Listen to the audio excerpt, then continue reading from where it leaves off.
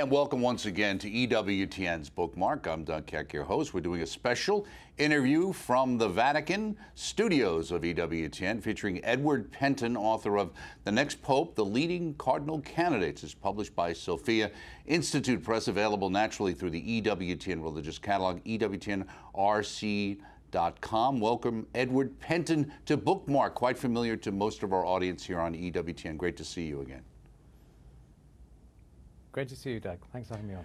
So your official position when you're not writing books, Edward, is what for EWTN? People see you on television, they see your articles in the paper, but technically, what is your job for EWTN? Well, my official job really is the Rome correspondent for the National Catholic Register, but I also do occasional reporting for EWTN News Nightly and other EWTN news programs, so that's mainly my work here. Right. Actually, we've seen you on the world over several times over the years with Raymond Arroyo, of course. Yeah. So let's talk about the book, The Next Pope, The Leading Cardinal Candidates. Now, was this something that came to you one night that should get done? Was this something that was a work in progress that you became part of? Give us the background. No, in fact, this was the idea of friends of mine or people I know who had this idea back three years ago now. 3 or 4 years, I think, and they wanted to create this dossier, this book. They weren't quite sure how it would end up, but what they wanted to do was to create this sort of short list of potential popes, leading cardinal candidates, and to really go into detail about who they are and what sort of backgrounds they have and whether they really have what it takes to become pope. And that was the essence of the book, and that was how it that was the sort of genesis of it. And throughout those years, they were busy researching, getting researchers across the world, up to 14 researchers we had, looking into these different cardinals and getting information from the web, from their writings, things that they've said, and collating them all into profiles. And in the end, we got 19 of them, and we put them all into this book. Well, let me ask you, why the interest, I'd say, going back to, let's say, Paul VI, nobody really paid that much attention to who was running, quote unquote, for Pope. People thought in terms of the Holy Spirit picking the Pope, and there wasn't a lot of information. I guess in the media world we live in today, it's different. But why is a book like this selling so well? Why the interest, do you think, today than maybe in the past? Well, I think part of it is the fact that the papacy is now very much in the news. It's become much more prominent than it used to be. But I think also the aim for this book was really to create, as I say, a sort of a handbook, if you like, for cardinals going into a conclave, so that they know exactly who to vote for and what sort of backgrounds that they have. Because in the past there has been sort of complaints or criticisms that they haven't really known who they are. They've had a very short time in which to get to know them, and this book is really aimed to help that. But it's really important too, we think, for the faithful, because the faithful have a right to know who's running for Pope. They need to know, and it gives them, it gives all of us people to pray for and to know who to pray for and what in particular to pray for, and that is why it's also important also for the faithful. Well, that's a really good point. I hadn't really focused on the idea of praying for individual candidates, or certainly praying for the Holy Spirit's promptings to be the ones that are responded to. What's interesting when you talk about this is the idea that in the beginning that the cardinals who elect the Pope, among them was the new Pope until just a few minutes before, are much less known, the cardinals themselves, which you wrote the book. But then you make the point, as the conclave, the election of a cardinal to lead the Catholic Church is usually not just the public who had little or no knowledge of the prospective Pope, and this I thought was really important, but perhaps surprisingly, neither do the cardinals who are voting for him, as you were indicating. And do you think that that's a worse situation now in some ways because of the nature of who the Pope has been going to the peripheries? Yes, there's a mixture of factors here, partly because we've got more cardinals in the peripheries, that people don't know them like they used to. But also the Pope has also done away with one of the meetings, important meetings that used to be held before a cardinal-making consistory, where he'd bring all the cardinals to Rome to meet each other in a meeting in the Synod Hall here in Rome. And that was a good chance for them to get to know each other. Now, since 2016, that meeting has been disbanded, at least temporarily. Benedict also didn't hold one or two, but Francis hasn't held any since 2016, and so unfortunately there's that missing opportunity for cardinals to get to know each other. So that's another reason why this book is important, we think. Was there a reason they decided, with Benedict maybe not doing as many and then Francis not at all, not to have these meetings? Was there some reason that was put forward? Well, nobody knows exactly. I think Benedict may have been it was just too difficult for him and with the age that he was and the frailty he had. But I think with Francis, there's sort of speculation that it was because of because it happened during the time of the Dubia, and people thought that perhaps he didn't really want to be confronted by his brother cardinals about the Dubia. Now that's speculation, but it did time very much with that, and it was immediately after the Dubia that those meetings were cancelled, and so it is possible. Gotcha. You also mentioned that it should be pointed out that this book is slightly different from other pre-conclave journalistic prognostications. How so? Yes, well, this is much more of a sort of scholarly work. I mean, there's nothing not to put down the journalistic prognostications. That's something I've also done in the past. But this is much more of a scholarly work and a more in-depth look into all of the things that they've said, and it doesn't really just go into, the sort of too much of the sort of character and the sort of perhaps the odd soundbite here or there. It really does go into facts and data and detail, and that is really the essence of this book, and that's why it's much more. It's different, if you like, quite different to what you get in a sort of top 10 papabile that you might get down at the bookies, for instance. Right. Now, you mentioned a point also that it's not really a commentary on any of the popes or the works. Then what is the format that you actually use? Because you have a specific format, and how did you determine to do it that way? Right, yes. No, what we wanted to do was, as I say, lay out all the facts, and we've done it in a sort of systematic way. We start with a biography, a very short biography, and then we go into the three offices of bishop of each cardinal, so his sanctifying office, his governing office, and his teaching office. And we go through each of those areas in detail. So we look at how they've been on the liturgy, and then we move on to how they've governed in their diocese and elsewhere. And then we go into their teaching. And the teaching probably is the biggest and probably the most important aspect, because you do get a good idea of where they stand in relation to the Church's magisterium and the Church's teaching, and that gives you a good idea of whether they have really what it takes to be Pope. But it all amounts to that. And then we end with a summary of his qualities and what he's done, and then just a quick list of all of his achievements in the ecclesiastical realm. So we try to give as much of an all-round picture as possible, and really let the reader make up their own mind at the end if they think that person has what it takes to be Pope. Well, you have a quote in here. It's interesting. Contemporary church historian Miles Pentin persuasively maintains that information is always a central concern for cardinals entering a conclave. They need to be able to discern the righteous from the rogues, the saints from the schemers, the apostles from the bureaucrats. I would have to say, maybe not as much today, but certainly that would have scandalized Catholics to think that that there would be rogues and schemers and bureaucrats in that conclave. The thought process would be that we're doing the best for the Church. So it is a little unsettling to read that. Yes, but that does go back. Of course, when you look at the history of conclaves, they haven't been particularly pretty. I mean, there have been some really quite big upheavals in conclaves before, especially when the Church had the Papal States.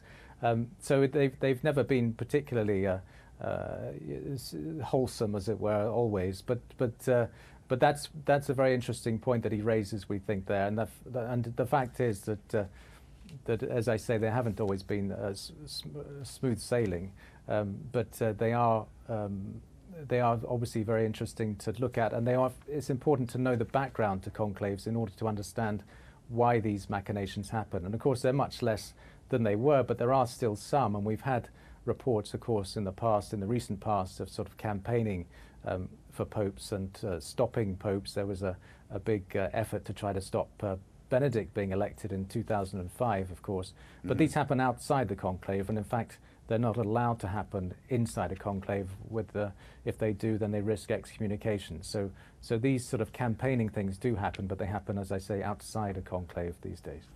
Right, and you talk about a brief history also of the history of the Cardinalate, and you say to understand the origins of the College of Cardinals, we need to consider roots in ancient Jewish practice. How so?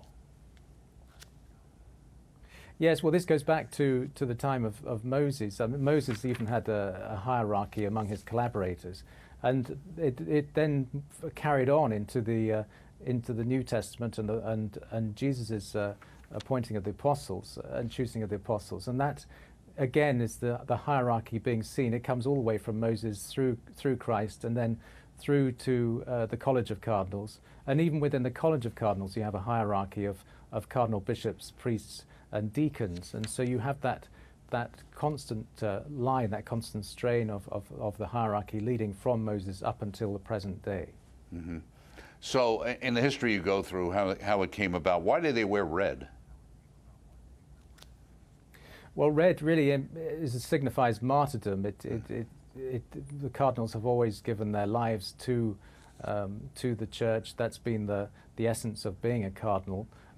It's not just electing a pope. It does carry that important role, and so the red really is to identify that very important role that they have. You also talk about the idea, and there's these different ranks, priest like bishop or priest cardinal, and all these different levels which most people aren't familiar with. And also the term we hear all the time is the Curia. What is the Curia?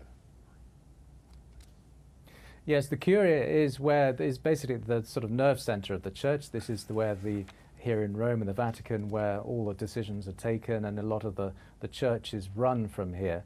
And the Curia is basically like the sort of secretariat, if you like, for the church. And so there are cardinals within the Curia. Most of the cardinals, though, come from dioceses worldwide. But there are a few which the Pope has chosen, the heads of dicasteries here, not all of them, but some of them, and they become cardinals too. So they're what's called curial cardinals, and then you have diocesan cardinals elsewhere. You talk about the fact that the Pope conducts the business of the universal church, and you say John Paul II underlines that the Roman Curia is an instrument of the Pope, like a pen in the hand of a writer. It possesses, quote unquote, no force and no power apart from what it receives from the same supreme pastor. Right. Yes, they're very much advisors. They're supposed to be seen as advisors. In fact, the word cardinal comes from the Latin word meaning pivot, and meaning that they're very pivotal roles, and they have been at least historically. And they're very much valued by the Pope. He's supposed to only choose cardinals who are esteemed in great virtue and have a record of achievement and seen to, and very well respected. And so that's the essence of what a cardinal is, being very much one of the Pope's closest advisors, as well, of course, of his most important role, I would say, which is to elect a Pope. So they have those very key roles to play, and very, very important key roles that they have. Now, you talk about the cardinals swear to maintain rigorous secrecy with regard to all matters anyway related to the election of the Roman pontiff, and that, in fact, they are secured, so to speak, in the Sistine Chapel. How long has that kind of procedure been going on in the Church? That goes back to the 13th century and Gregory X, who was the conclave actually began because they used to actually have meetings, elections of the Pope, but they wouldn't ever decide on who to choose. And in fact, at the end of the day, they had to just sort of lock them in and make sure that they chose somebody. And so that the conclave means with key, conclave. And so that goes back to Gregory X in a bid really to try and speed up the process. And there were some very amusing stories in the past of conclaves where nothing's been decided. In fact, they had to remove the roof at one stage and expose all the cardinals to the elements in order that they speed up and vote. And this, as I say, goes back to the 13th century, and it's been there ever since. And obviously the format has changed quite a bit, but the essence of it remains the same, I think. Right, and talking about the secrecy, you talk about in 2013, shortly before he stepped down, Benedict XVI introduced the penalty of automatic excommunication. I think you mentioned that earlier, for anyone violating the norm of confidentiality. Now, it's interesting. It seems like maybe not during the process, but after the process, there seems to be a fair amount of information floating around about how things happened. How does that occur if no one's allowed to talk about it? Yes, well, I mean, there's a mixture of opinion here. I mean, a lot of people will say, well, there shouldn't really be any words spoken after the conclave, and there should be no record of who voted and who voted for what, and how many candidates got how many votes, and so forth. But this bit of information does tend to leak out, and nothing really can be done to prevent that, it seems, because it's very difficult to know how it leaks and who was the cause of the leak. But anyway, it's not. I think it is meant to be forbidden. That the whole thing is secret, and in fact they sweep the Sistine Chapel for bugs and any sort of spying devices to ensure that there is none of it gets out, and it all is kept very secret. I was just wondering, based upon that, was that just based on totally preventative, or was there at some point that they realized somebody had bugged the conclave? I don't know. I mean, there was a time, of course, during the Cold War, a lot of this here in the Vatican was bugged. The Vatican radio was heavily bugged by Soviet agents within Vatican radio. So I think there's been concern ever since the sort of bugging devices were invented. There's been that sort of concern that they could be also within the Vatican, and in fact they are used here anyway by the Vatican police. I think there have been cases in the past of spying within the Vatican itself. So, it is quite a cause for concern, and I think they do a rigorous check, and they really do sweep it of any kind of communications device, even mobile phones, which also aren't allowed in the Sistine Chapel during a conclave either. So it's a very thorough and rigorous process. They're very keen, as I say, to keep it as secret as possible. Right. Now, how many votes do they take in a day? And the thing I was interested in, too, was the fact that I didn't realize that you make the point that often the first vote is purely ceremonial, a way for cardinals to honor particular members of the college who, though distinguished, are not considered electable as pope. Yes, that's right. And then it moves on, and you have votes in the morning and afternoon. And that goes on usually, I think, for 3 days. Then there's a pause, and there's a time for dialogue, and then it restarts again. But there are sort of constraints that there are efforts to try and keep it fairly short. And I think what happens is that candidates sort of, as John the 23rd said, they sort of rise up like peas in a pod and then sort of fall down again and disappear. And eventually you get ones that sort of come up and they stay up, and those are the ones that actually pass. You get the one that actually passes through and becomes pope. But it's a very interesting process, and it's very much it's an interesting dynamic, certainly. In reviewing the history of the conclaves, how often would you say the person who went in as pope did come out as pope, as opposed to those who went in as pope came out as cardinals? Yes, I mean, I don't think we've done a systematic study of that. It would be an interesting thing to do, because the Roman saying is that he who goes in a conclave as pope comes out a cardinal. In other words, those who are tipped to become pope usually don't. But I don't think that's always held true, and I think there have been cases, of course, where those who've gone in as considered to be pope would be pope. I think Pius XII or Paul VI, I think, were considered likely to become pope, and so these things they're not always hard and fast rules, but they are quite an interesting guideline at times, and sometimes they do hold true. Another one, of course, is a fat pope follows a thin one, which means that often perhaps a more conservative pope will follow a liberal one, and so forth. But again, that's not always a hard and fast rule, and we've seen quite often where that hasn't happened. Right. But we'll have to see for the next conclave if that happens too. You mentioned, and I thought it was interesting that you decided to put this in, the Bishop of Rome is the successor to St. Peter, not to Christ. He is the vicar of Christ on earth, not a substitute for him. Why did you want to make that point? Yes, well, I think often, especially these days, where the Pope is sort of held up as really a very important, and he is a very important figure, but perhaps more than in the past, certainly more before I think this sort of I mean, some would argue it's sort of papolatry, but it goes back to Pius IX, and when the papacy really became a kind of almost a celebrity figure, and that has sort of grown ever since. And I think there has been a sort of mistake among some in the recent history where people think, oh, he was the vicar of Christ. In fact, some people have even said it almost like a Freudian slip, and they've said they've referred to him as that, and yet, of course, he's not. He's the vicar of Christ, and the successor of Peter. He's not Christ himself, and so although he obviously tries to reflect and be an ambassador for Christ, he isn't himself. And so we wanted to just make that point clear, and just to make sure that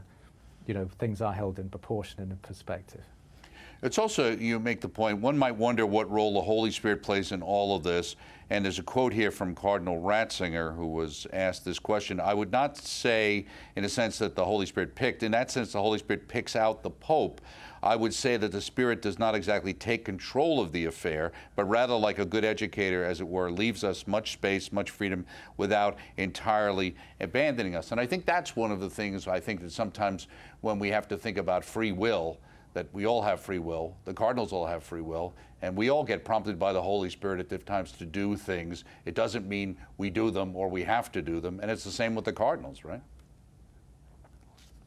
Exactly, yes, and of course the Holy Spirit requires cooperation from us in order for things to be manifested, and for the Lord's will to be done. And so we felt this book was sort of a part of that. It's to cooperate, is to help cardinals through the Holy Spirit to choose a pope, and that's the essence of it. And as Cardinal Ratzinger said, the Holy Spirit doesn't choose the pope. That's often said, but it's actually a fallacy.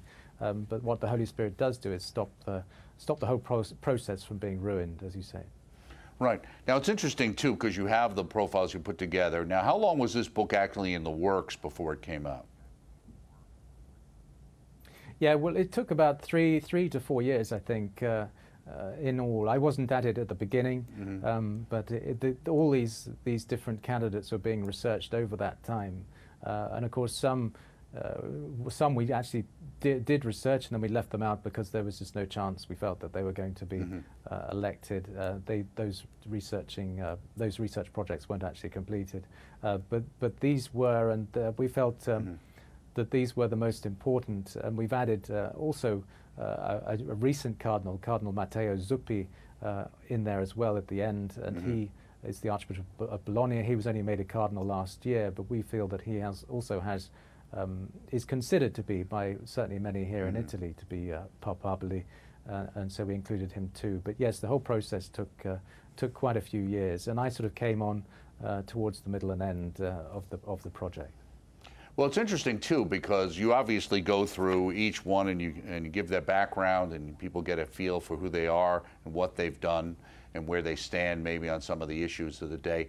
But what makes somebody move from being somebody who might be a terrific cardinal and a great archbishop someplace to being somebody who could actually be elected pope? What makes it a distinction between saying he could be elected, he can't, besides what his age is? Does it have to do with what part of the world you come from, or what? Yeah, I mean, there's a whole variety of factors, Doug. I mean, there's the whole thing about whether they're from the global south, for example, which is where the church is growing fastest, whether the college will feel, well, we need somebody to represent somebody perhaps from Africa, because that's where the faithful are growing fastest, and so that's a key consideration, I think. But other aspects too. I mean, there's a whole aspect of their sanctity and how they've taught, their views on the liturgy, whether they've respected the liturgy or abused it. And quite interesting, we felt, I mean, throughout the book, we try to give their views on key issues like the position of women in the church, the whole idea of women deacons, for example, the whole pro-life area, religious freedom, migrants, and so forth.